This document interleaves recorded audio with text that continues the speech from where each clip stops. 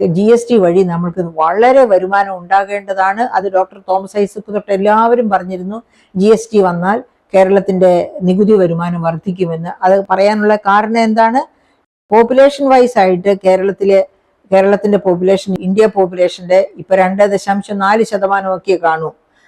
അതേ സമയത്ത് നമ്മുടെ ഉപഭോക്തൃ നിലയിൽ ഇന്ത്യയുടെ ആകെ ഉപഭോഗത്തിന്റെ 11% വാങ്ങുന്നത്, കൺസ്യൂം ചെയ്യുന്നത് കേരളീയരാണ്. അപ്പോൾ GSTയുടെ പ്രത്യേകത എന്താണ്? ഡെസ്റ്റിനേഷൻ ടാക്സ് ആണ്. ഉപഭോക്താവിൽ നിന്നാണ് നികുതി പിരിക്കുന്നത്. അപ്പോൾ കൂടുതൽ ഉപഭോഗം നടക്കുന്ന സംസ്ഥാനത്ത് നിന്ന് നാച്ചുറലി കൂടുതൽ നികുതി കിട്ടണം, നികുതി വരുമാനം ഉണ്ടാകണം.